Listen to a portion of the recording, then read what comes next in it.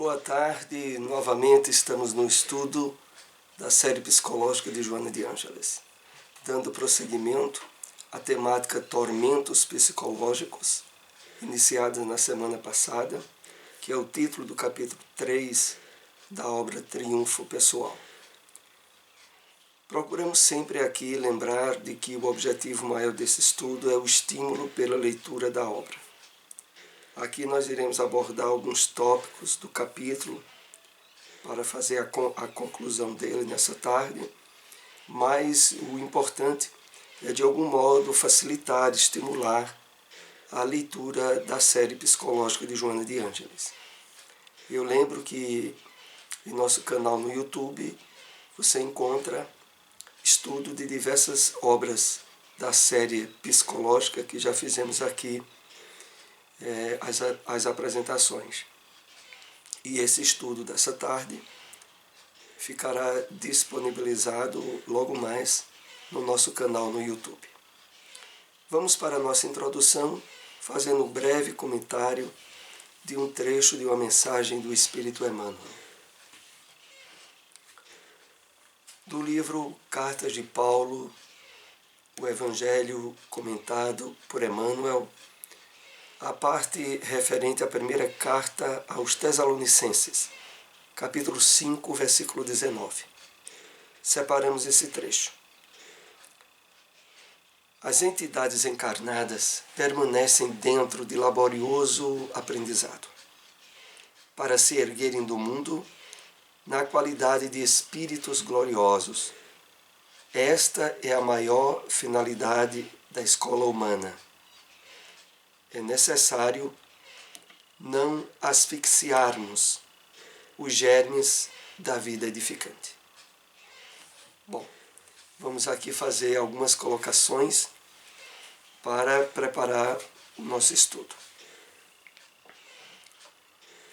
Emmanuel aqui se dirige a todos nós, sobretudo que temos usufruído o conhecimento libertador do Evangelho redivivo do Cristo, alvo da mensagem espírita. E aqui ele diz a nós, referindo a cada um de nós em particular, as entidades encarnadas permanecem dentro de laborioso aprendizado. Esse é o primeiro ponto que é muito importante refletirmos. Considerar a experiência reencarnatória como a matrícula no educandário, na grande escola da Terra, aonde o nosso espírito vai à custa das suas próprias experiências trabalhar o despertamento da sua consciência em termos de imortalidade, de plenitude, para mais adiante, retornando à realidade espiritual da vida, ter engajado material adequado e positivo a essa grande viagem evolutiva em que todos nós estamos inscritos. A percepção da experiência encarnatória por esse ângulo que Emmanuel nos convida evita as nossas identificações com as ilusões transitórias do corpo e da matéria. Ajuda-nos a perceber, acima das contingências da realidade material, rica de altos e baixos, afinal de contas, estamos no mundo de provas e expiações, e que sempre, mais cedo ou mais tarde, nos traz experiências desconfortantes. E poderíamos também dizer, despertadoras para a busca de uma realidade que não se limite ao campo material da existência. E continuando, Emmanuel nos diz, laborioso aprendizado para se erguerem do mundo na qualidade de espíritos gloriosos. Essa é a grande finalidade da escola humana, ou do planejamento da reencarnação para todos nós. O objetivo maior é o nosso espírito, que deve assumir a sua maturidade, a sua maioridade, sob o efetivo controle seu em termos de pensamento, de ações, de intervenções na realidade material da vida. E finalizando, ele nos diz, chamando novamente a nossa atenção: é necessário, aqui o texto ficou mas é não asfixiarmos os germes da vida edificante. É imperioso estarmos atentos a darmos atenção e cuidado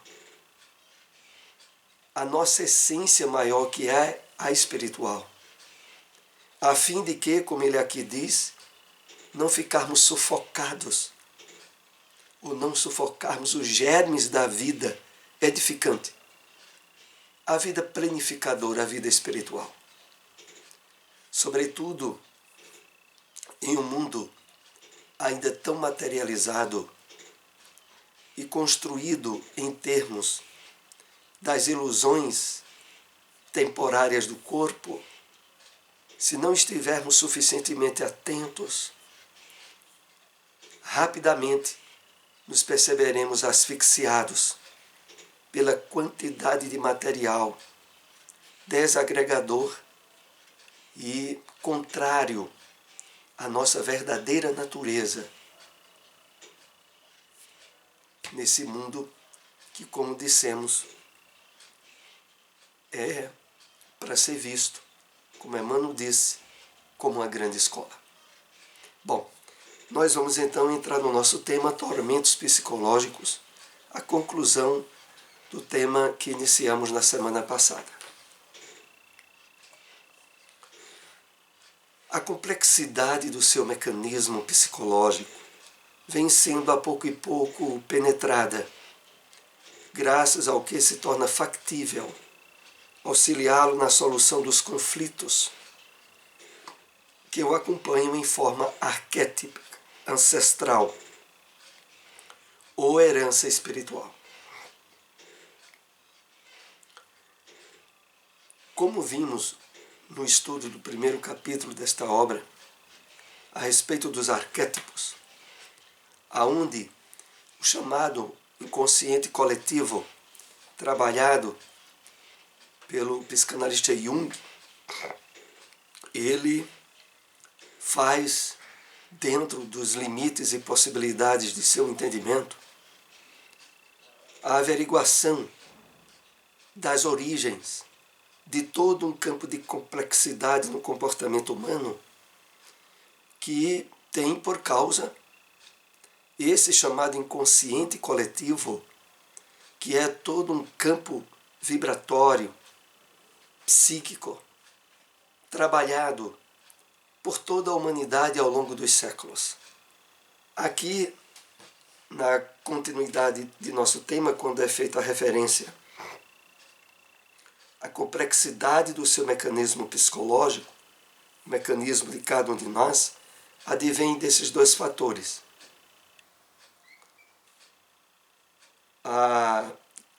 Os conflitos provenientes e que acompanham em forma arquétipa ancestral, esse arquétipo ancestral do inconsciente coletivo, ou a herança espiritual, aí sim, do inconsciente individual que nós trazemos. E que, à luz da doutrina espírita, é o mais rico material de não só de experiências, mas de intromissões que nós temos ao longo da nossa encarnação. Então, entender a presença da influência desse inconsciente coletivo arquétipo ancestral e do inconsciente individual que nós trazemos do nosso passado é muito importante para a compreensão do funcionamento desse mecanismo psicológico que não poucas vezes pode nos pregar surpresas, atitudes intempestivas, conscientes e desastrosas que muitas vezes alguém é levado a tomar e cuja origem está nos fatores do inconsciente individual, mal estudado, mal reconhecido, mal trabalhado pela criatura.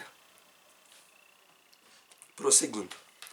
Como resultado dessas heranças primevas, alguns fantasmas emocionais acossam-lhe a consciência, produzindo a inquietação que trabalha contra a sua harmonia psicofísica. Então, o resultado dessas heranças que trazemos em nós, como o título aqui diz, essas heranças primevas, produz alguns fantasmas emocionais que acossam-lhe a consciência, que produzem inquietação e que trabalham contra a sua harmonia psicofísica. Fazendo menção aqui a um exemplo bem prático, por exemplo, alguém que, conscientemente analisando o alto índice que, por exemplo, existe de assaltos à mão armada e que muitas vezes resultam em crimes, em mortes, ao pensar na possibilidade de ser alvo de um assalto, trabalha dentro de si a certeza de que jamais reagiria, de que se fosse alvo de uma tentativa de assalto, entregaria tudo o que possui e não exporia qualquer nível de reação a um assaltante. Mas aí, quando chega a situação de fato ser assaltado, a pessoa, por exemplo, tem um gesto impetuoso de sair correndo, ou um gesto impetuoso de querer reagir fisicamente ao assaltante. E depois, se não tiver resultado em um desastre existencial, ele, passado aquele momento, diz, mas meu Deus, como é que eu pude agir daquele modo? Eu que sempre refleti de que eu não reagiria face o risco de morte. E quando enfrenta a situação, vem essas imposições do inconsciente e a pessoa toma uma atitude que de bom senso jamais tomaria. É a isso que o texto aqui se refere. É por isso que é tão importante, como temos estudado aqui na série psicológica de Joana de Ângeles, a busca do autoconhecimento, né, da percepção da vida em termos espirituais, do despertamento do eu profundo, de tal maneira a que nós não sejamos vítimas de nós mesmos, por atitudes ou decisões precipitadas e incoerentes, por não termos trabalhado suficientemente esse processo de autoconhecimento e de despertamento espiritual. É natural e mesmo normal que se apresentem desafios no comportamento diário e a pessoa receie não ter condições de os enfrentar de maneira enriquecedora. Então, ao refletirmos todo esse conjunto de valores, às vezes conflitivos, que trazemos do passado, e de estarmos encarnados num mundo cheio de provas, de expiações, é natural que desafios, que situações difíceis surjam mais cedo ou mais tarde para qualquer um de nós.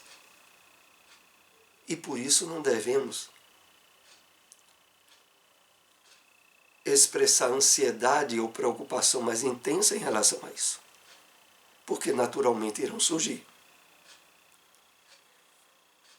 e terão que ser enfrentados.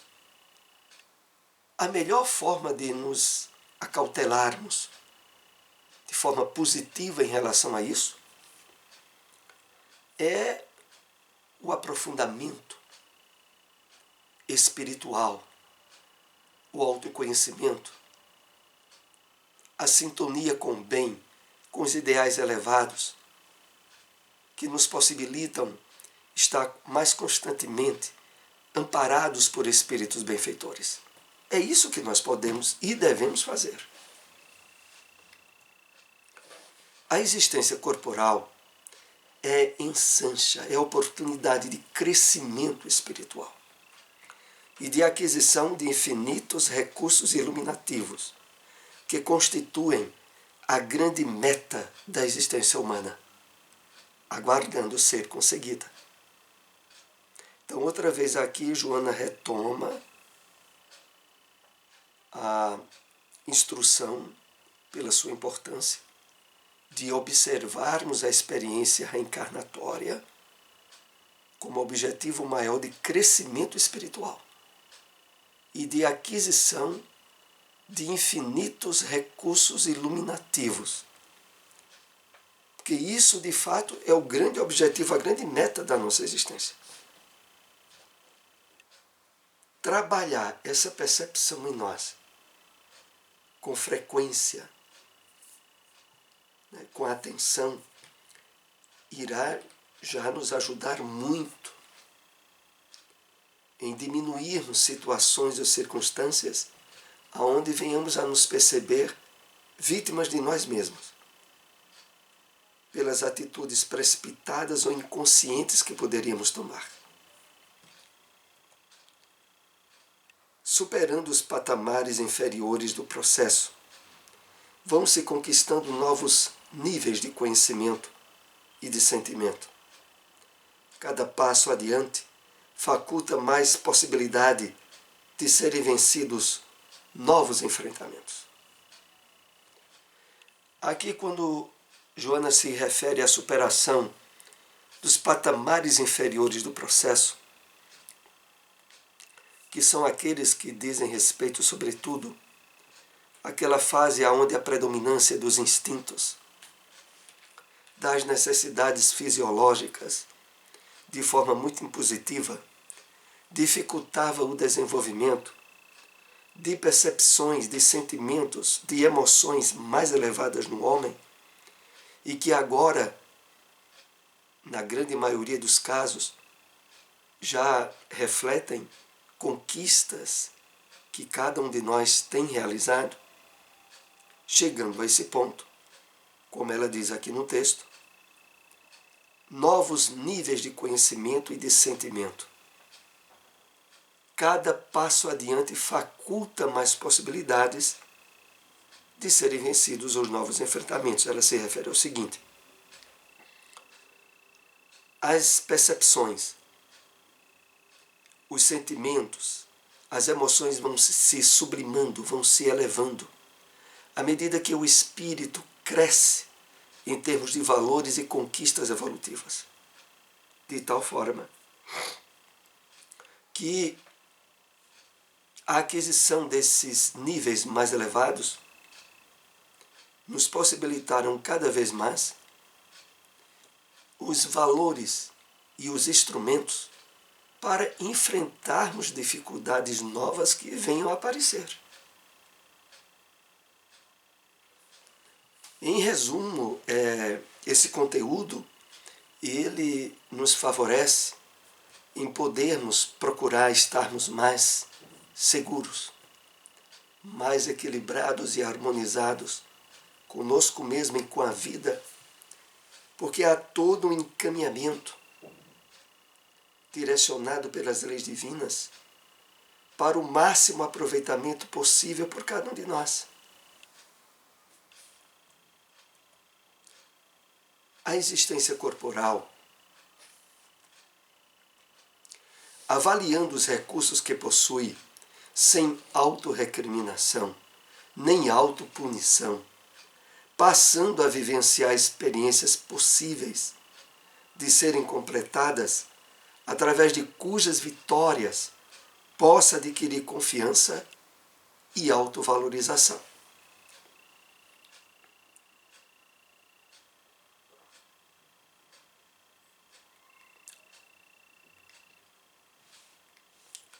Então, muito importante estarmos atentos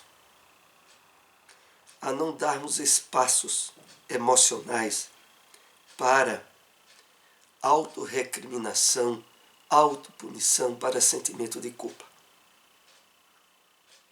Na medida em que nós nos percebemos compromissados em nos melhorar, não há como evitar quedas, mas que devem ser vistas como oportunidades de aprendizagem e de crescimento, e não de autorrecriminação ou de autopunições. Observar desse modo a experiência de cada um de nós facultará-nos, em termos de vitórias e de conquistas, e sedimentando cada vez mais a autoconfiança e a autovalorização. E, por outro lado, esse conhecimento que agora estamos tendo da doutrina espírita e da psicologia espírita amplia em muito a nossa consciência de saber discernir essas intromissões que muitas vezes nos causam sofrimento desnecessários, provenientes do nosso passado, ao querer nos empurrar para emoções de tristeza, de revolta, de culpa, face determinadas experiências que não deram certo. Mas agora nós temos os instrumentos adequados para não permitirmos que isso aconteça. Quando se trata de alguém portador de consciência culpada, as neurotransmissões se fazem deficitárias e as moléculas de neuropeptídeos, por escassez ou excesso, produzem distúrbios emocionais ou psiquiátricos. Nós já havíamos falado um pouco a respeito dessas questões dos neuropeptídeos, dessas substâncias que são produzidas, essas enzimas que também são produzidas dentro das nossas conexões neuronais. E o que aqui é mais importante é que sentimentos de culpa desequilibram a produção dessas substâncias. E o resultado delas vai ser dar campo a distúrbios emocionais ou psiquiátricos. Por isso é tão importante conservarmos as emoções boas e positivas, mesmo ao nos depararmos com situações frustradoras, com problemas inesperados que surjam. A vida mental decorrente da conduta moral é de relevante significado para o binômio doença-saúde, porquanto dessa usina de forças procedem as energias que harmonizam ou desequilibram a maquinária da sua realidade temporal. Então, como é significante esse cuidado que tenhamos com a nossa vida mental, com o material produzido pelos nossos pensamentos, direcionados pelo nosso espírito. Porque, como aqui diz o texto, é de relevante significado para o binômio doença-saúde. Pois justamente dessa usina de forças procedem as energias que harmonizam ou desequilibram o nosso corpo físico. Há uma repercussão, hoje em dia constatada cientificamente, de como problematizador são as emoções negativas sobre o nosso corpo. O mau hábito da queixa contumaz, da reclamação constante, do pessimismo, estimula a produção ou redução de neuropeptídeos que desorganizarão as sinapses a prejuízo da saúde emocional. Então, mais do que nunca, estejamos atentos a não nutrir, independente de situações, os hábitos de queixa, de reclamação, de pessimismo, porque eles produzirão um resultado real em causar prejuízos e desorganizações à nossa saúde emocional e física também. De maneira equivalente, a esperança e a oração, a alegria e o cultivo de ideias dignificantes, estimuladoras, produzem o reverso, favorecendo com a harmonia, saúde e bem-estar de longo curso. Aqui está a receita para trabalharmos eficazmente pela nossa saúde psíquica, emocional, física. Valores como a esperança, a oração, a alegria, o cultivo de ideias dignificantes. Todas elas favorecem as micropartículas produzidas por nossas células, que vão agregar resultados efetivos na nossa saúde emocional, psíquica, física. Em qualquer processo de distúrbios psicológicos, encontrando-se em reparação o espírito endividado, desde anteriores experiências carnais, os antidepressivos e outros medicamentos poderão ajudar. Esse trecho que está quase no final do capítulo que estamos aqui analisando, vem, claro, alertar-nos que depois de fixados determinados distúrbios de forma mais grave, aonde há necessidade de tratamento com remédio, sobretudo na área da psiquiatria, são muito importantes para ajudar o reajustamento do espírito. Claro que nós sabemos que esses remédios não são eficazes para a cura por si só. Produzem alívio, evitam crises, diminuem níveis de ansiedade e de depressão. Mas é necessário, a partir dos remédios, fazermos o trabalho de reeducação espiritual para favorecer a efetiva cura, como tem sido inclusive constatado por experiências reiteradas em determinados hospitais psiquiátricos no sul do país. E finalizando, mas cujo êxito, a cura, a conquista da saúde real, somente será possível quando o self, o eu profundo, na condição de fonte irradiadora de energias, produzi-las favoráveis à legítima cura. É necessário que o espírito queira profundamente, intrinsecamente, o restabelecimento da sua saúde. Mas isso não apenas a título, como se diz popularmente, da boca para fora, mas por todo um trabalho de reeducação mental, emocional, espiritual, propiciador para a eficácia máxima de remédios ou de terapias outras que estejam sendo usadas. Inclusive as terapias com psicólogos para problemas de natureza menor, mas que muitas vezes dificultam-se e demoram-se nas terapias por não haver a conexão com aquela que de fato vai na raiz do problema, a terapia espiritual. Aqui nós encerramos o estudo desse capítulo. Agradecemos a todos que nos acompanharam. Se possível, compartilhem essa mensagem. Até o próximo estudo. Uma boa tarde para todos.